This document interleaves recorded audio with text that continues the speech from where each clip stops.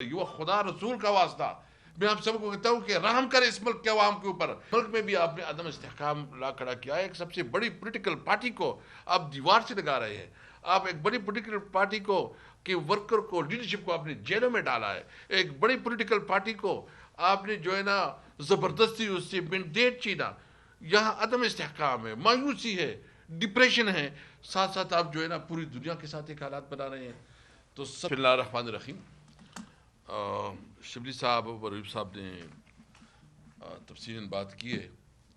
میں صرف افغانستان کے حوالے سے جو کل تبصرہ ہوا ہے یا تذکرہ ہوا ہے اس کے حوالے سے بات کروں گا. ریب صاحب نے تو کچھ ڈیٹیلز آپ کے سامنے رکھ بھی دیے ہیں, اور اس کا ایک ثبوت جو ہے میرے پاس بھی ہے کہ رانا ثناء اللہ صاحب نے جو ٹویٹ کیا ہے وہ ٹویٹ انہوں نے کیا ہے 22 جولائی کو کیا ہے 2022 کو.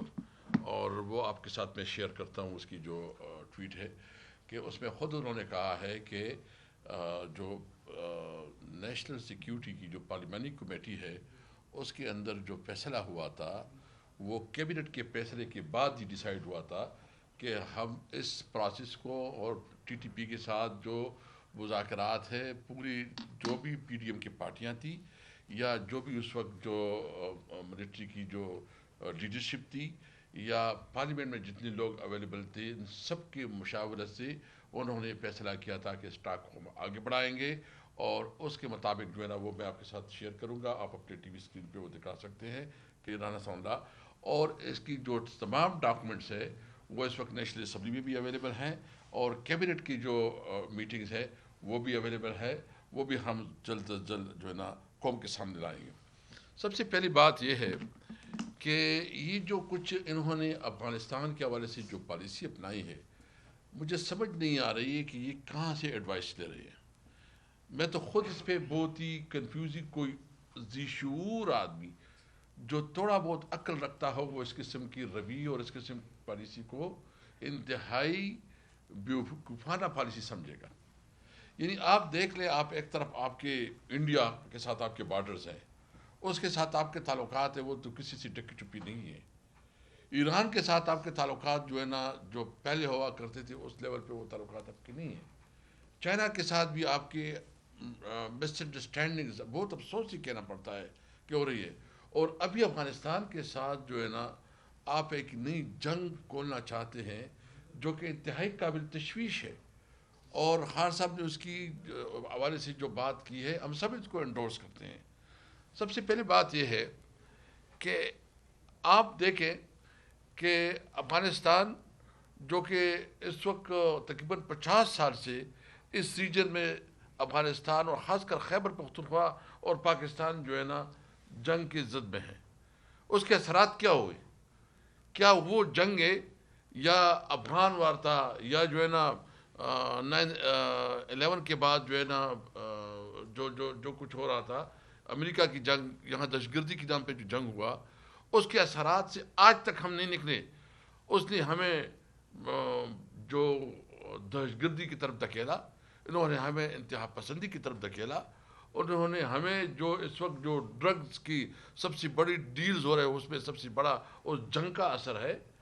اور اس کی وجہ سے جو ہماری نوجوانوں سے روزگار چھینا گیا, ہماری جو ہماری کمیونٹی کے لوگ ہیں, آپ دیکھ رہے ہیں ہماری کمیونٹی کے لوگ تو موسٹلی یہاں یہ اسلام آباد تو سب سے زیادہ اس وقت پختونوں کا شہر بن گیا ہے. پوری پنجاب میں, پوری دنیا میں ہم لوگ چلے گئے کیونکہ وہاں کوئی اکنامک ایکٹیویٹی ہو نہیں رہی, کیونکہ امن نہیں ہے. امن کس وجہ سے نہیں ہے کہ جو ہمارا فارن پالیسی ہے وہ فارن پالیسی ہمارے لیے ظاہری قاتل بنی ہوئی ہے. وہ فارن پالیسی ہمیں جو ہے نا کھا رہی ہے. ہم سمجھتے ہیں کہ دیکھیں آپ نے اگر افغانستان کے حوالے سے کوئی پالیسی بنانی ہے تو ہمارا مطالبہ یہ ہے کہ سب سے پہلے آپ خیبر پختونخوا کی جتنی, ہم صرف پی ٹی آئی کی بات نہیں کرتے, وہ ہماری حکومت ہے, آپ کو چاہیے کہ ہماری حکومت کو آن بورڈ کر کے ان کو موقع دے کہ وہ اس کے لیے عملی اقدامات کرے یا فیسیلیٹیشن کرے یا جو سہولت کاری کر سکے. آپ وہ نہیں کر رہے. لیکن میں جب چاہوں کہ صرف پی ٹی آئی نہیں, وہاں جتنی پولیٹیکل پارٹیز ہے ان کی لیڈرشپ کو بٹھا کے ان سے مشورہ کر کے پالیسی بنائے اور ایک جرگہ بنائیں اور جرگے سے آگے آپ اس کے ساتھ ڈائلاگ کریں.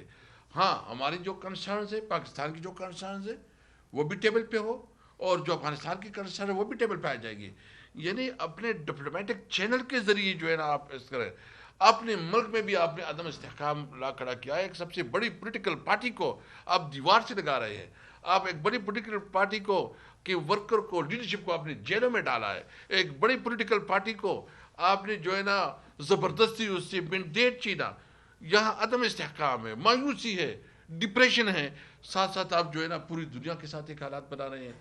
تو سب سے پہلے جو اور اس کے اثرات کیا ہوں گے؟ یعنی اس کے اثرات یہ کہ جب ہماری نوجوانوں کے پاس امید نہیں ہوگی, جب اپرچونٹی نہیں ہوگی, تو وہ ایکسٹریمزم کی طرف جو ہے نا رائف ہوں گے.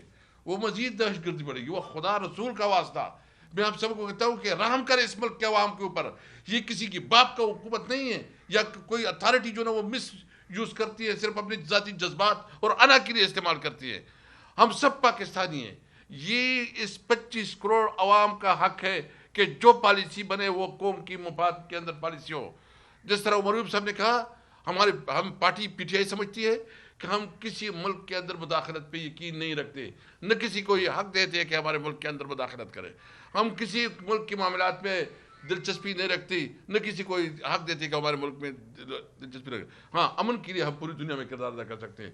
میں کنکلوڈ کرتا ہوں, میں صرف اتنا کہتا ہوں کہ ہوش کے ناخن لے.